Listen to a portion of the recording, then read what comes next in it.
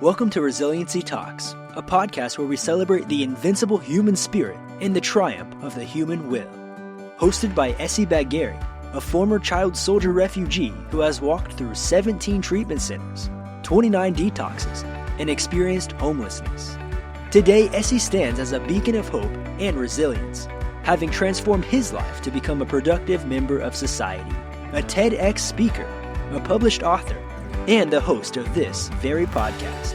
Essi's mission is to share his journey of overcoming addiction and trauma, and to inspire and empower others to find their own path to healing. Join us as we explore stories of courage, perseverance, and the transformative power of resilience. Hi everyone, welcome to Resiliency Talks. My name is Essi Bagheri and I am your host. In this podcast, we talk about resiliency, addiction, trauma, and overcoming challenges. Today's guest is someone that I met almost 18, 19 months ago. And in this episode, we are going to talk about some uncomfortable conversation that not many people do, and the stigma. And our hope is with this podcast to inform and educate other people that no matter where you are in your journey, and we can change our lives and become a productive member of society. I'm interviewing someone. We talked about this. Today's topic is about addiction, prostitution, sex, and how a wrong decision can take us in a really nasty journey. I like to call it hell. But that's not the point of the conversation. The point of the conversation is how we can get out of that hell and have a peaceful and good journey of productive life. My guest today is Ariel. As I said, I met her almost 19 months ago, and one of the biggest gift of my life is to see people coming from a completely different journey and watch them transform to beautiful soul. And my guest today is one of those people. Welcome to the show, Ariel. Please tell us who you are and introduce yourself. Hi, everyone. I'm Ariel. Like Essie said, I've been in recovery for actually about 20 months now, so a year and 8 months. And, I just want to thank you so much for having me on the show, Essie, and giving me the opportunity to get to talk about some of these difficult things that maybe we don't get to talk about so often, and maybe bring a little bit of hope to some people who might have had some similar experiences. Thank you. Yes, again, yeah, that's the reason behind what we do to give hope to other people. So I always like to ask a little about your journey and your childhood, and because I think personally it has a huge impact how we raised and the choices that we make. If you could, for a couple of minutes, explain, like before age of 10, a little bit of about your background. Sure. So I was unfortunately born into a family where addiction was quite prevalent. Like, my mom and my stepdad, they both struggled with addiction when I was younger. But on the other side of that, I was really lucky. Like, my mom was a nurse, so about half of my whole childhood I got to spend with my grandparents who were not in addiction, right? And so Mhm. I had kind of both sides of it, right? Like that really solid, loving, caring environment half the time. And then, not that my mom's house was super chaotic, but it wasn't, it wasn't as loving and as nice as it was when I was over at my grandparents', right? And, I was exposed to like the trauma and the terrible things that addiction can bring from a really young age. And it really turned me off of substances and stuff. I thought that, like, oh my goodness, like I hated people who smoked, who drank, who did anything, right? Because I saw the Mhm. effect that it had,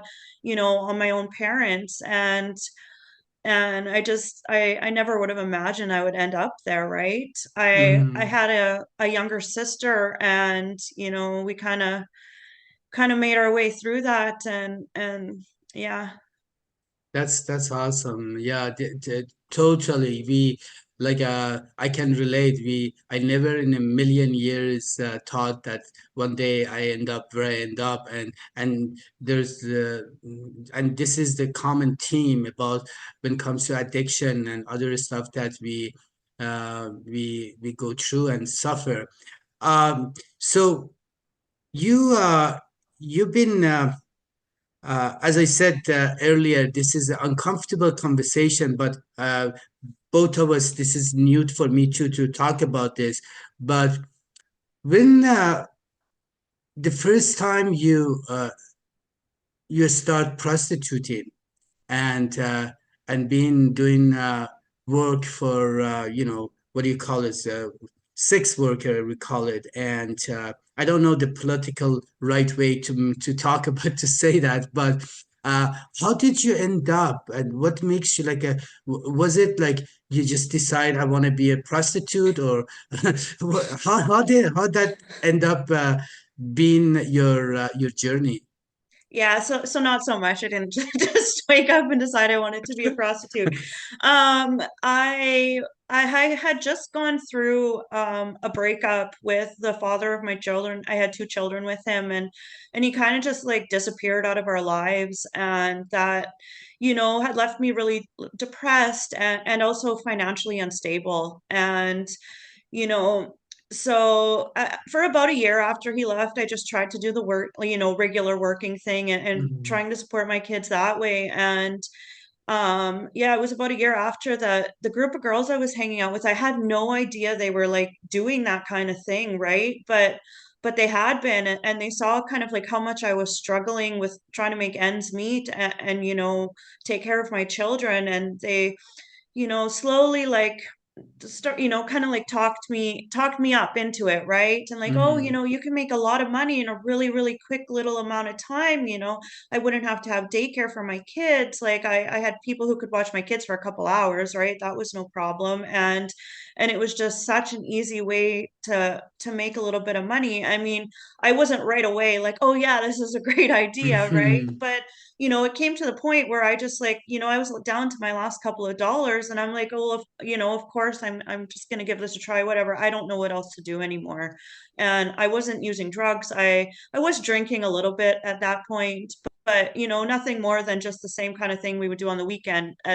I was 24, so Hmm. yeah. So that's so yeah, definitely. It's like at that age, uh, were you introduced to drug addiction and alcohol? Like, w- was it combination? How did you end up being a drug addict and also prostitute at the same time? How, if you take us to that journey? Sure. So like I said, I wasn't actually using drugs when I started that, but the mental toll that it took on me, right? Mm, I was very quickly exposed to, certain substances, right? Like certain party substances that, were pretty common that with people that would drink on the weekends, right? And I quickly, I started doing that. All of a sudden I had money, right? And it was like, hmm. okay, well, yeah, I can do a little bit of cocaine, right? Like, this is no Yeah. problem, and it just, through the exposure I had to, like, the people we were hanging out with, I very quickly found myself using harder and harder substances to try to numb that pain, right? Because I was so disgusted with myself, right? And I was just looking to do anything to cover that up. I didn't know what to do, right? That was my solution. Okay. No, thank you. Thank you for sharing that. It is very crucial to talk about this, and one of the main reason we doing this is to inform other people. So imagine you're sitting in front of the girls and your age at the time, and or parents. What would be your um, suggestion or your opinion? What would you tell them? How, like, because it is easy, especially in these days, to get out of, for example, um finding the wrong people to hang around with. How, what would be your message to those people, mothers, or even the girls around your age at the time, to avoid that? If you were at that time, what would you want your parents or other people to do, or to help you not to get in that kind of lifestyle?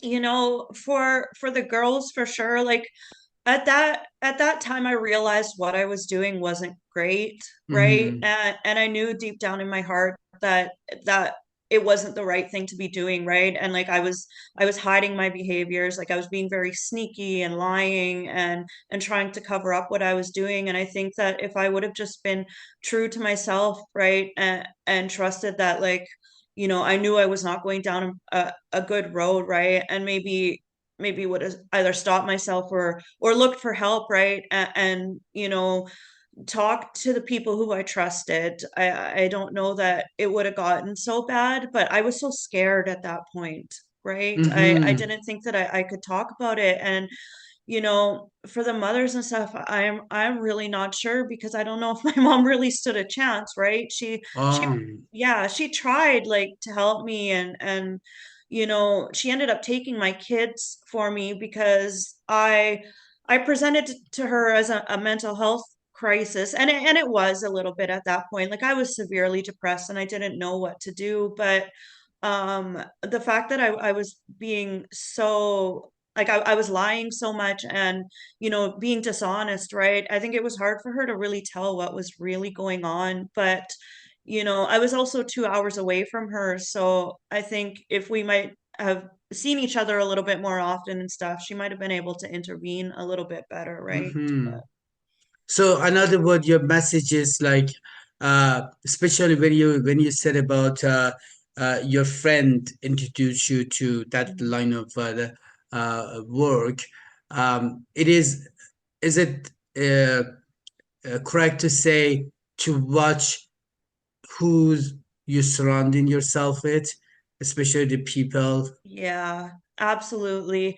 And like I said, I didn't even know these girls were kind of into that, right? Like, they hit it very well. And I just, I knew that I wasn't really making the best decisions, right? But Mm-hmm. these were people that had money, and it was glamorous and stuff. And that that turned into a theme later on in my life. Like, I really chased that, right? Money and like power, Mm-hmm.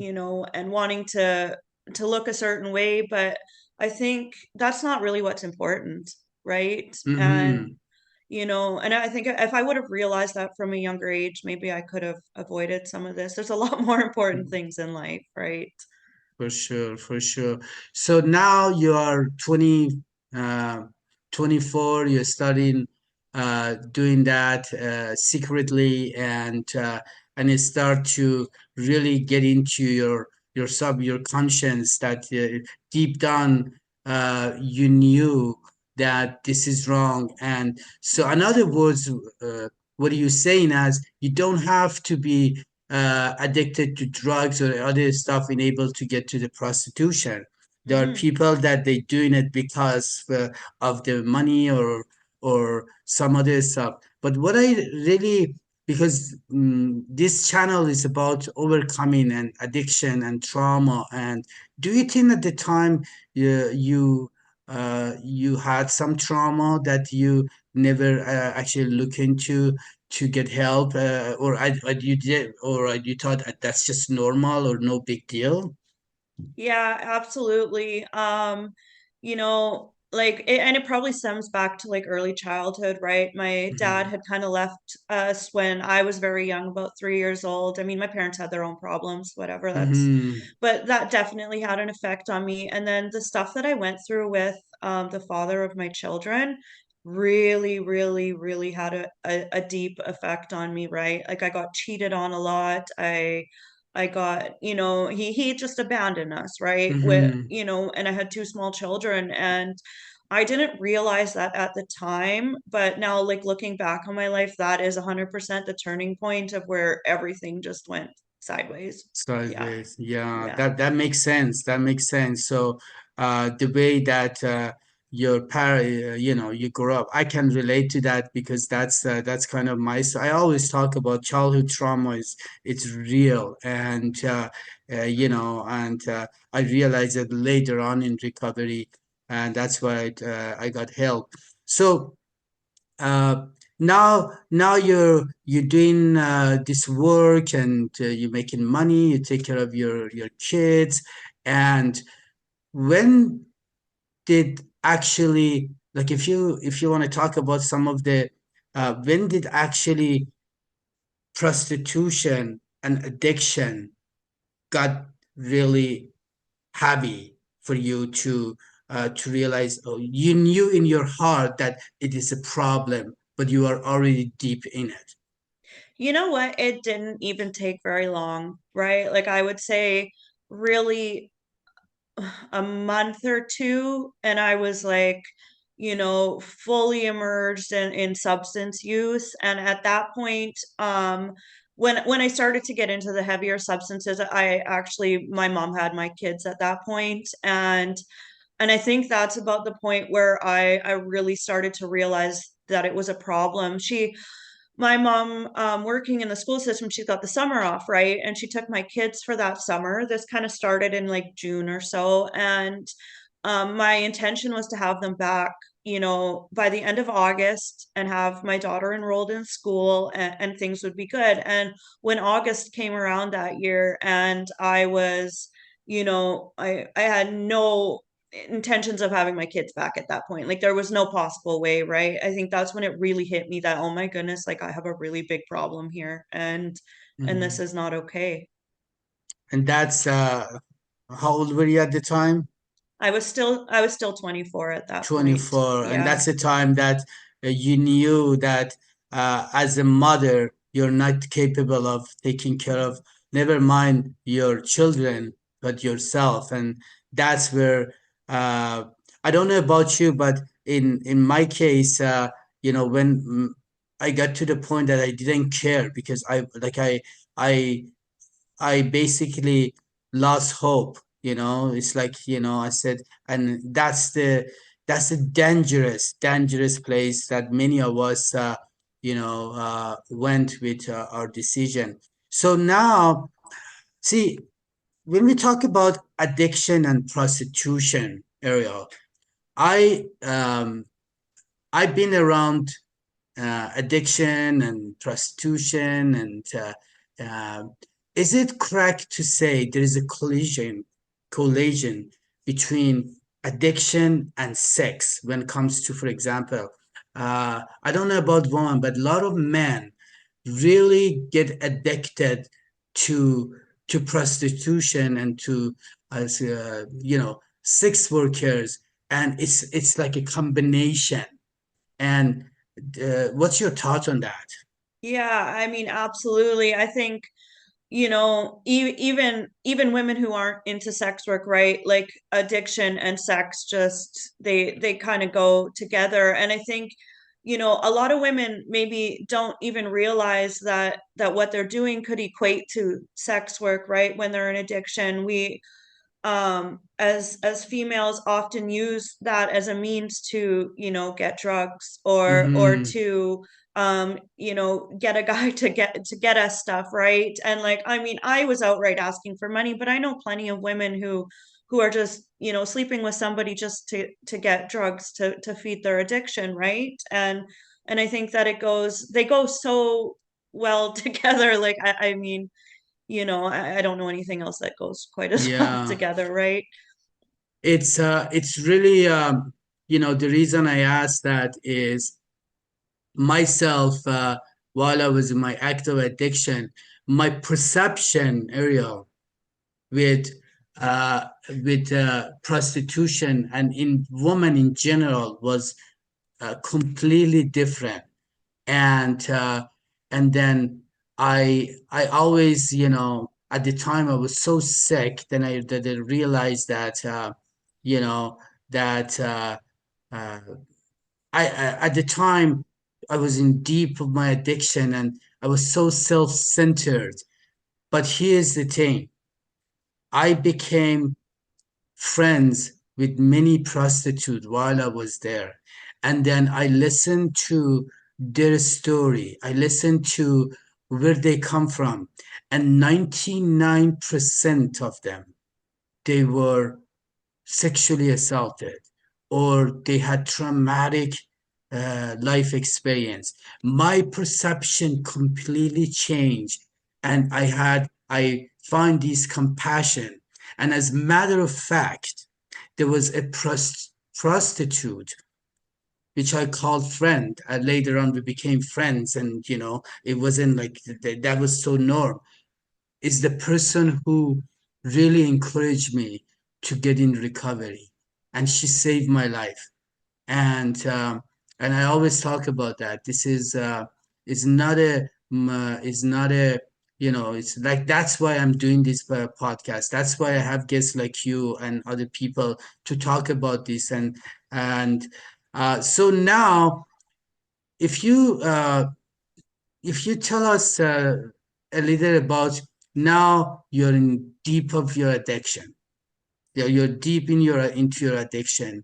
And if you can describe the feeling, how, I'm pretty sure you couldn't be able even to be a mom or even think about you. If you talk about the hard time, that where you are by yourself in a room, and what goes in your heart, if you give us like few minutes, 4 or 5 minutes, and talk about the devastation as a result of what you were doing, that would be great.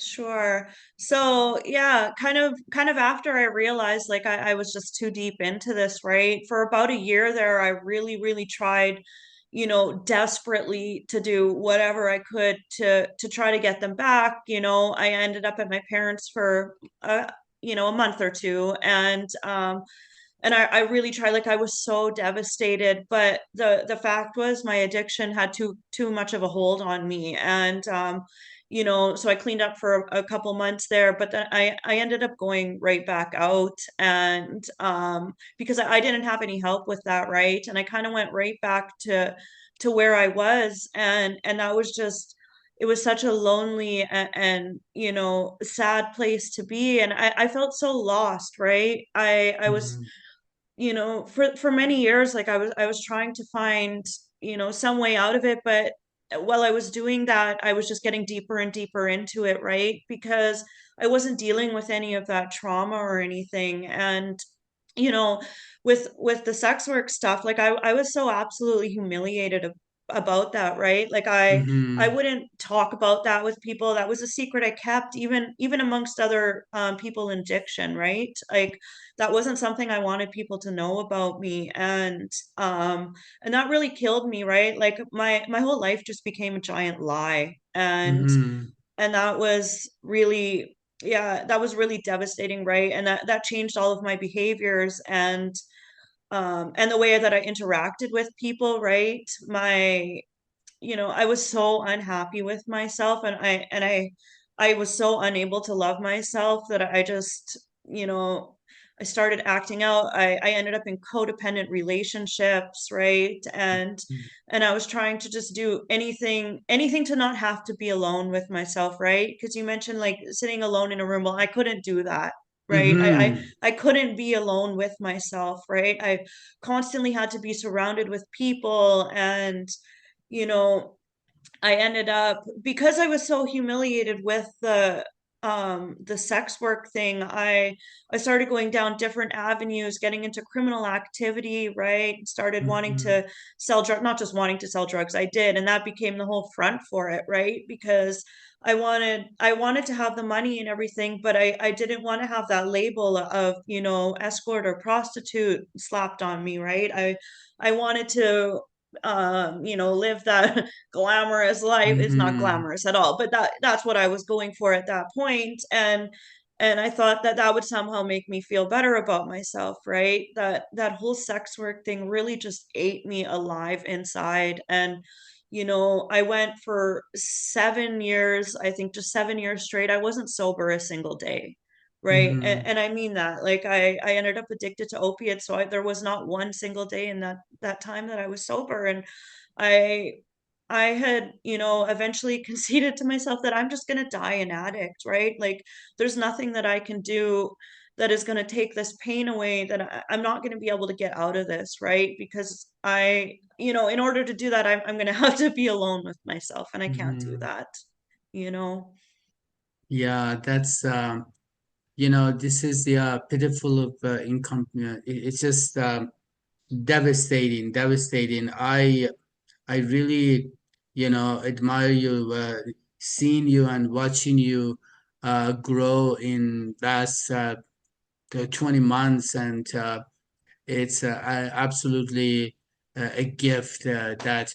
So, what would be your message to people, especially girls, that they're still in school, still doing things, and they don't have to be going through trauma or other stuff and able to get to this kind of because as you said it, we are looking for that being that dream of glamours, that being a big shot and hang around.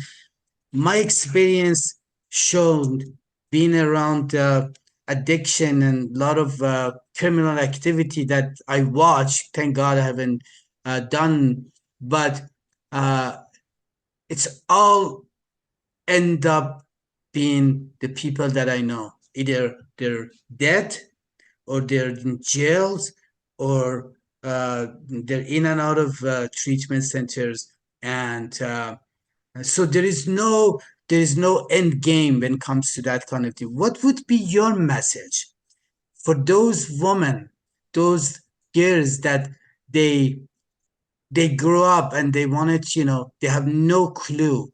What would you tell them? uh, because they need to hear the devastation, the pain, and I really, I'm really proud of you that to have the courage to come up and talk about this very sensitive issue that not many people do, and for that I salute you.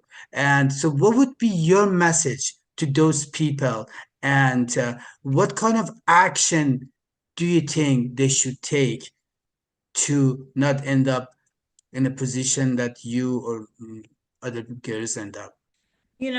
So there's nothing glamorous about this. There's nothing fun about it, right?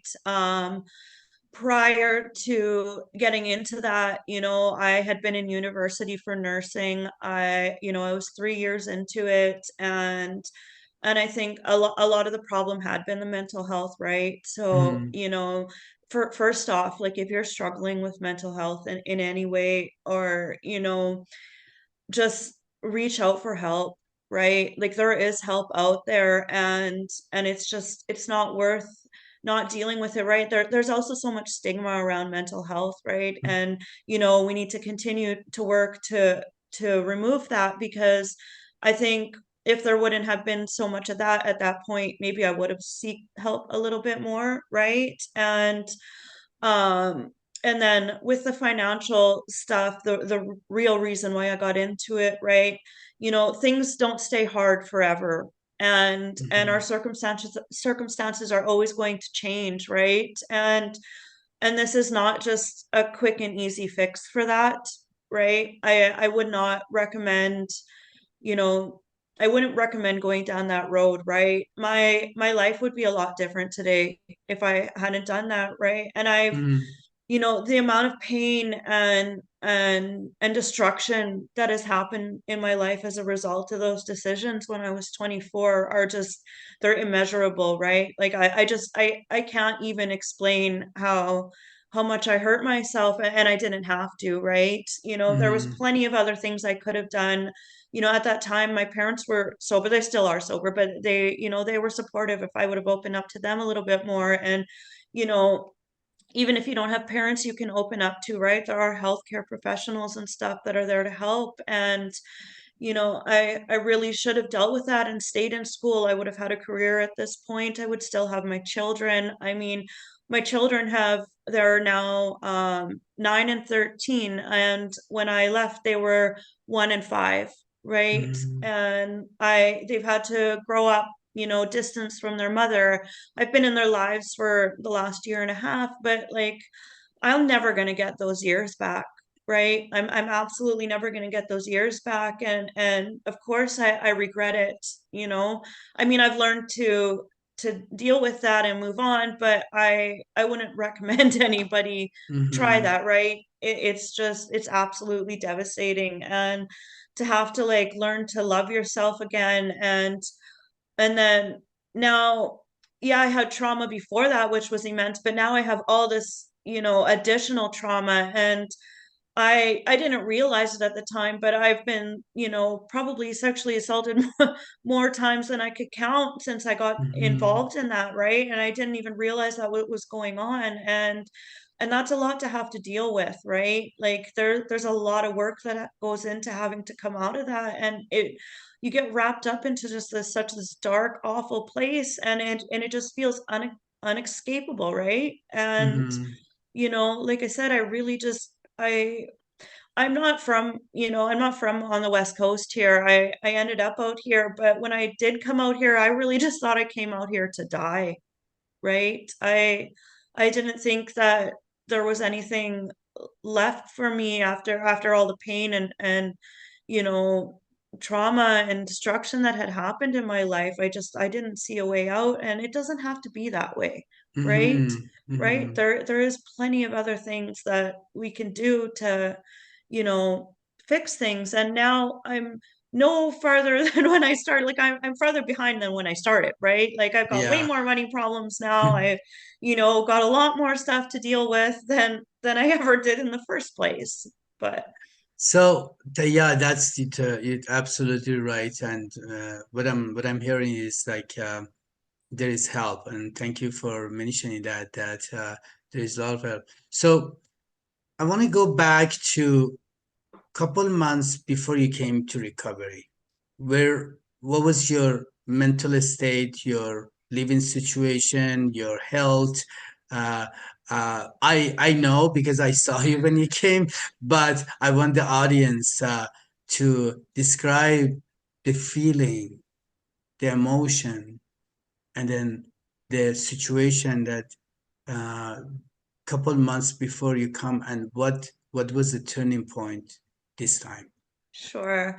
So, by the time, like the last year, 2 years of my addiction, I was no longer involved in sex work or anything. But a couple months before I got sober, I had just and ended up homeless, and that was in Vancouver here. So on the downtown east side in downtown Vancouver, a lot of really awful, crazy stuff had just happened in my life that I can't even mention. But Mm-hmm.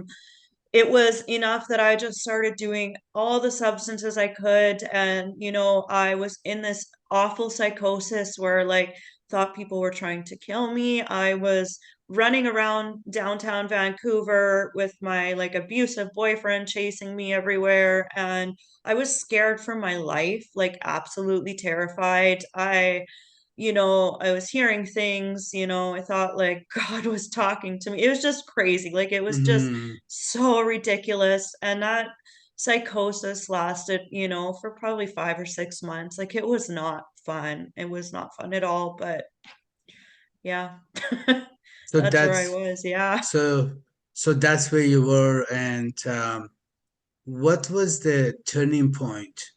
Let's to like what was what happened when, because in my case, and I can maybe examine, I almost 10 years ago, I'm in this cobalt in this shitty hotel with cockroaches, and I've been drinking and smoking crack, and I just miss my son, and I fell down to my knees, and I said something like, I can't do this anymore. I don't know what you call yourself, God, Jesus, Allah, Buddha, like I was, and I fell down and I started bawling and started crying, and I said, I can't do this. Either kill me or save me. That was my turning point, which the next day I got my last place of recovery. And so, what was your turning point? I think that the psychosis had kind of just caught up with me at the last week before, while I was waiting to get into detox. I was like sleeping on the steps of the Holy Rosary Cathedral downtown Vancouver here, scared out of my mind. I just wanted to be sober so badly. I just did not want to do this anymore. I was so physically sick and, just run down. I couldn't handle it anymore. And yeah, I would just sit on those steps of that cathedral and I would cry every single night until I could get into detox, right? And it was just I just had to wait because, our detoxes are full, but I had Mhm. just completely given up. Like I had ran away from my boyfriend at that point, and I was just done. Like I didn't know what would happen when I got sober, but all I knew was I was completely done with addiction and I just couldn't do this anymore. Like I just couldn't. It was get sober or die. Those were my two Mhm. options, right? And Mhm. so I figured, you know, I've overdosed a few times in my life. Why don't I just give getting sober a try? And then, if that doesn't work out, whatever. And thank God it worked out. But I was just done. I don't know. Yeah, thank you. No, that's a description. You said it beautifully. Like, yeah, like I don't know what else to say except what you just described is a complete defeat and Yeah. hopelessness, and I believe many of us have to be get to that point that we say, I can't do this anymore. So now you come to recovery, and obviously it's not a switch. We come to recovery and say, okay, now we change our life. So also, can you say some can you tell our audience like the change and uh, the things that you had to do in able uh, to be here almost like 20 months sober. What was the journey for you? And to finish that with, have you ever like I don't know about you, but I never thought the way that I feel today when I came to recovery that I could be free and not thinking about drugs. What's what went through your mind when you came to recovery? Were you were you surprised now when you look back? Oh my God, and the work that you done. If you talk a few minutes around that's point, that's the change, the transformation. Yeah, so when I first ended up in detox, right, and because I was detoxing off opiates, so I was quite sick for a little while, and as soon as I got over that sickness, my ego was there and I just was like, all right, I'm just going to switch to being a normal person. I'm done with drugs and this is it. Like, I've got this, right? Like, I'm going to figure out my life myself. And I ended up in a recovery house, right? And Hmm.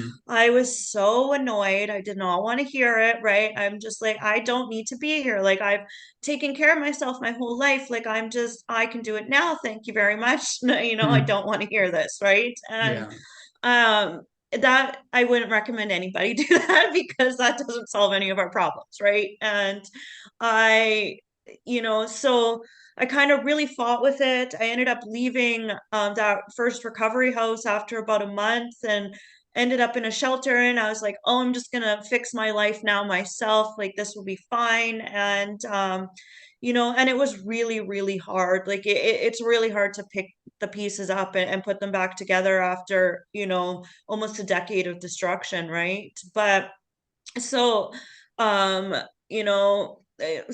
I ran into my ex for one night. I didn't relapse or anything, but that was enough that I was just like, no, I need to go back to recovery, right? Mm, Like I can't do this myself, obviously. So, when I did, I still hadn't cleared up that whole ego thing and just wanting to fix myself, but I was like, all right, I'm in a safe place, whatever. I'll stay here for a little while and do this. And, I never had the intention of involving myself in the recovery community. I just thought that I could, stop and just become a normal person again. And, you know, thank goodness that I didn't stick with that idea. But, so for a little while there, I did whatever I had to do in that recovery house. I stayed in that one for actually a year, but they like let me get, a job, and they ended up hiring me, right?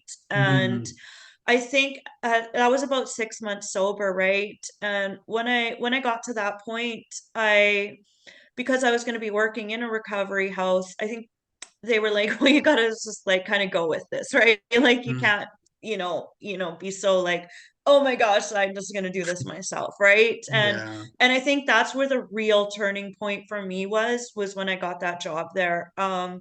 I don't know if I wouldn't have got that job if I ever would have really changed my mind. Who knows if I would be sitting here sober today, right? Mhm, And but once I did that and did start to get myself, involved in recovery and, you know, interacting with other people and kind of, making myself present there, things really started to change, right? I left everybody behind when I got sober, right? Like everybody from my past life. I just couldn't have anybody there because I had healthy um no healthy relationships left. And so I slowly started to, build some healthy relationships, and I started to work on myself. Like I started to really take it seriously, right? And mhm, I went from being this totally miserable person who couldn't sit in the room with people to like all of a sudden just slowly regaining my, joy, and my outlook on life became positive again, right? And things just started to transform. I think other people recognized it before I did, right? yeah. It wasn't until a lot of people were like, "Oh my goodness, like I remember when you first came in, like you were a disaster, right?" And yeah, and look at you now that I started to think like, "Oh my goodness, looking back, like my life has changed significantly." And I wasn't even a year sober at that point, Mhm, right? Like it only took a few months of really applying myself and getting involved and taking the opportunity I had to work on myself seriously, and things changed, right? And I had to, seek like outside counseling mhm, and stuff. Like I still do that, right? And I still need to do that, and I'm gonna have to do that for a long time, right? I need a lot of help for a lot of the stuff that I put myself through. But every day is just a little bit more progress. And, not every day is perfect, but yeah. I'm so much happier now than, I was even a year ago, right? And Mhm, it's crazy what,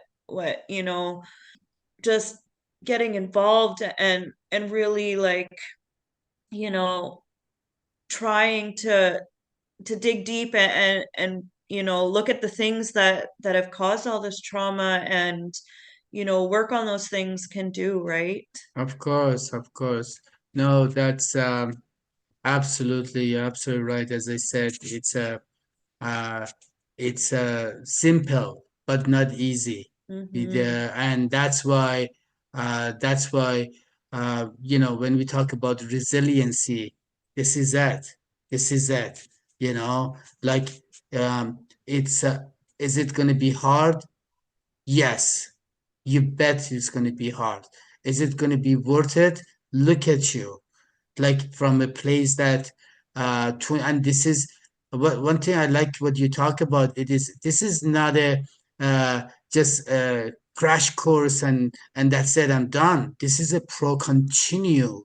And me, I've been in almost 10 years sober. I still continue seeking counseling, seeking dealing with my trauma because yeah.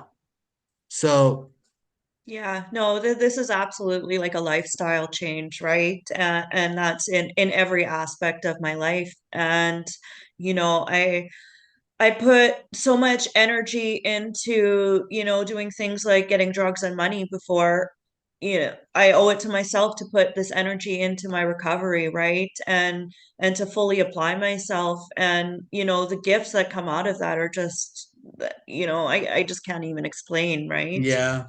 So we are almost getting close to end of the show, and so Ariel, where where do you see yourself? I know it's a day at a time and all these things, but this is my belief. We all have to have some kind of goal. We have to have something to visualize. What is Ariel's visualize or goal? Let's say we talk next year at this time.